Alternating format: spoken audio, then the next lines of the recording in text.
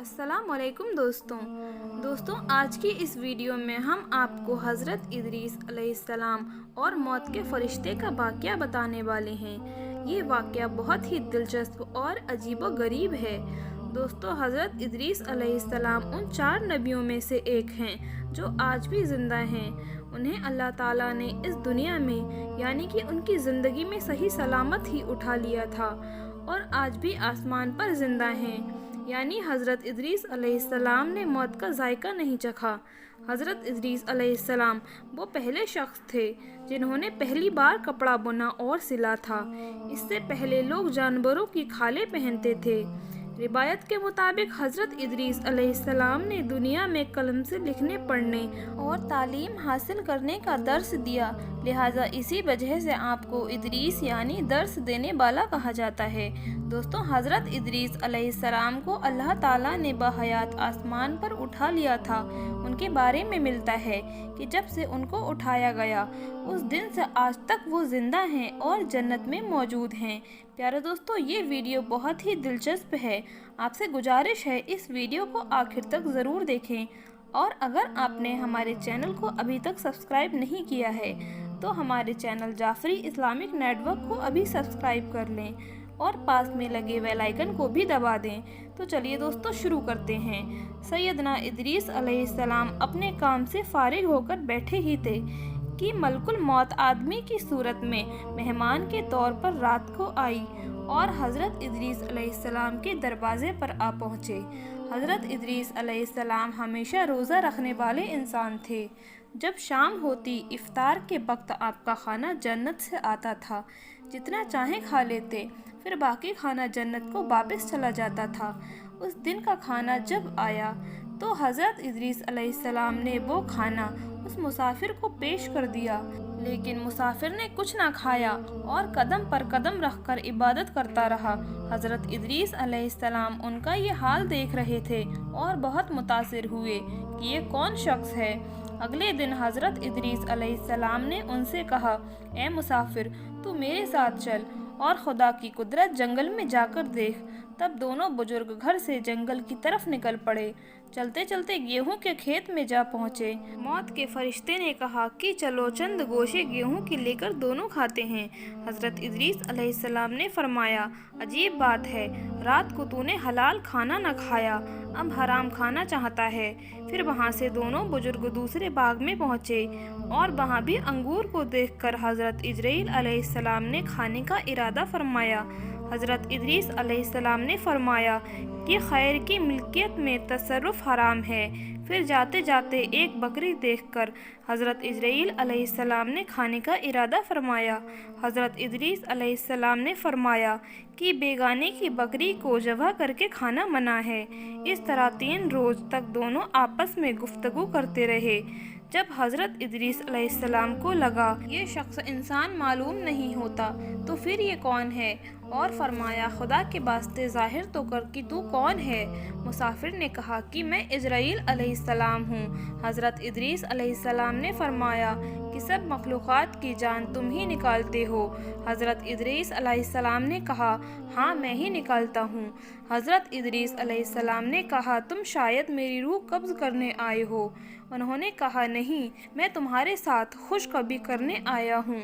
हज़रत इदरीस अलैहिस्सलाम ने कहा, 3 दिन से तू मेरे साथ है, क्या इस वक्त भी तूने किसी की जान कब्ज़ की है?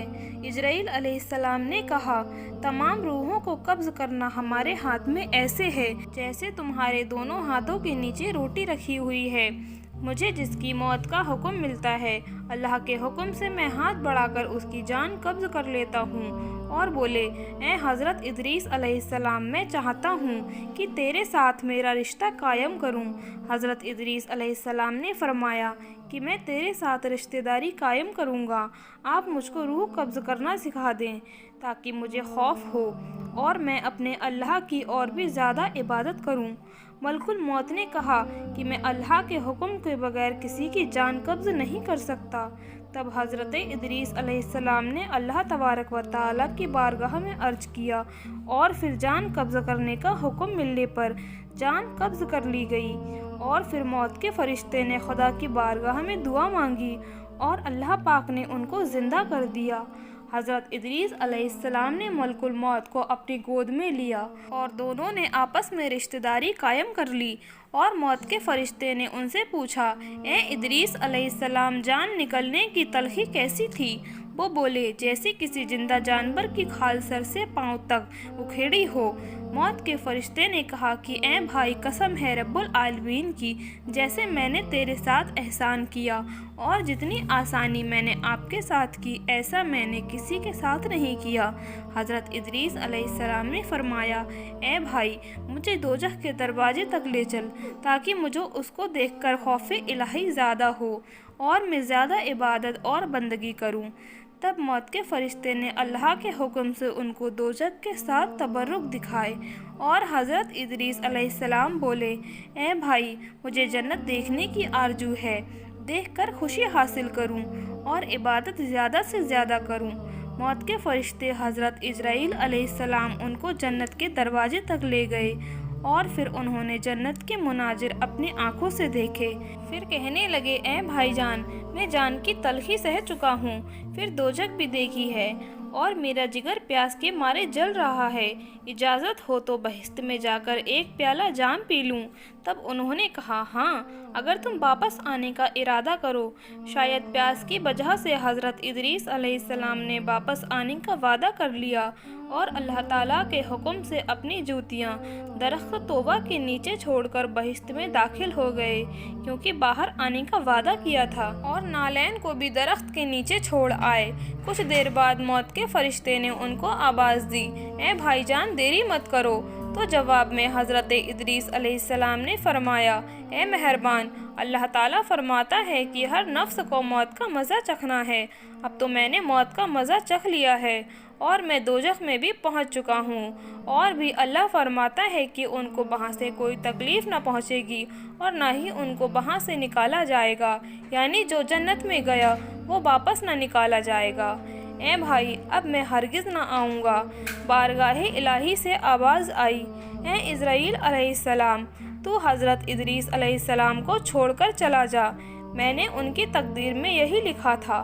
حضرت ادریس علیہ السلام موت کا مزہ چکھ چکے ہیں اور دوزخ کو بھی دیکھ کر جنت میں جا رہے تھے۔ تب حضرت اسرائیل علیہ السلام بولے، ہر نبی پر جنت حرام ہے جب تک کہ جنت میں خاتم الانبیاء حضرت محمد مصطفیٰ صلی اللہ تعالیٰ علیہ وسلم داخل نہ ہو جائیں۔ پھر آواز آئی، اسرائیل علیہ السلام، میں بہشت کو دریغ نہیں رکھتا، لیکن پہلے بہشت میں محمد صلی اللہ تعالیٰ علیہ وسلم داخل ہوں گے، ان کے بعد ان کی امت داخل ہوگی۔ حضرت ادریس علیہ السلام تو جنت میں چلے گئے، اور ان کے سارے فرزند ان کی جدائی میں گریہ اور ساری کرنے لگے، ان کی یاد میں آنسو بہاتے اور بہت روتے۔ ایک دن ابلیس ان کے پاس آیا اور بولا، تم رویا مت کرو، میں تمہارے باپ کی سی ایک صورت بنا دیتا ہوں، تم اس کو دن رات دیکھنا اور پوجنا، اس سے تمہارا سب دکھ درد ختم ہو جائے گا، اور تب تم سب خوش رہو گے۔ اب ابلیس نے ایک ایسی صورت بنائی کہ حضرت ادریس علیہ السلام کی شکل اور اس مورتی میں کوئی فرق نہ تھا، اور وہ لوگ اس مورت کو پوجتے تھے، یہاں تک کہ بت پوجنے کا رواج پوری دنیا میں پھیل گیا۔ پورب سے لے کر پشچم تک یہ رواج جاری رہا۔ کوئی آدمی اللہ تبارک و تعالیٰ کو نہ جانتا تھا، نہ کسی کے پاس علم تھا، اور نہ ہی اچھا عمل تھا۔